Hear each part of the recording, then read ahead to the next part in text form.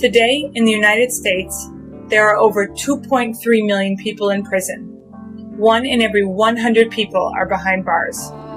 For Black and Latino people, the numbers are staggering.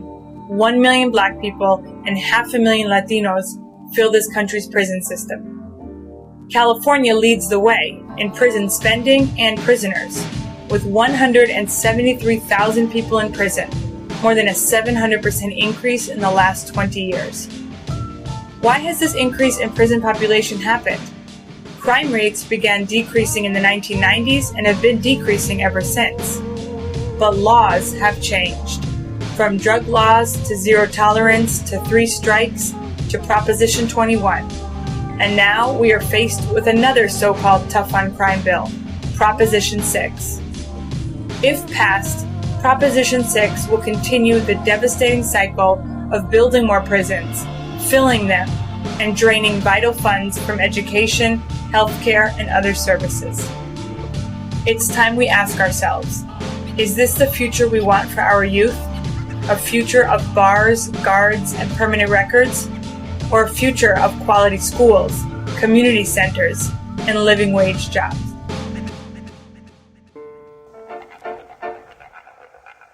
The person spearheading Proposition 6 is California State Senator George Runner. Runner is a Republican from the Antelope Valley. As an arch-conservative, Senator Runner is a strong supporter of tough-on-crime legislation, such as 3 strikes and Jessica's Law. It's been rumored that Senator Runner hopes to run for Attorney General soon. What better way to appeal to his conservative, predominantly white base than pass a law such as Prop 6?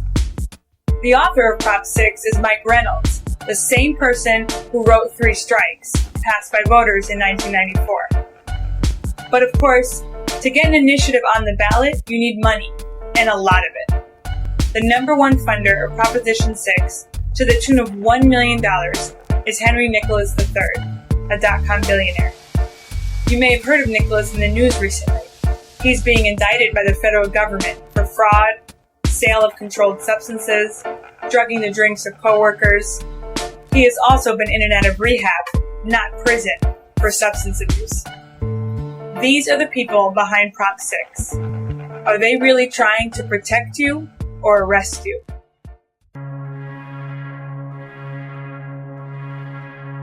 Proposition 6 will cost the state $1 billion the first year and $500 million every year after, with automatic increases for inflation.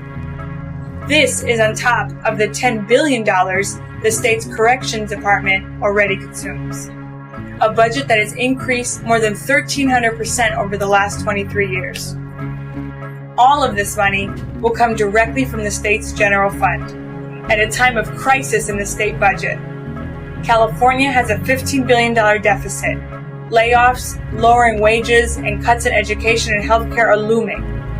Prop 6 will mean prisons over schools, prisons over healthcare, prisons over all the vital services our communities need to survive.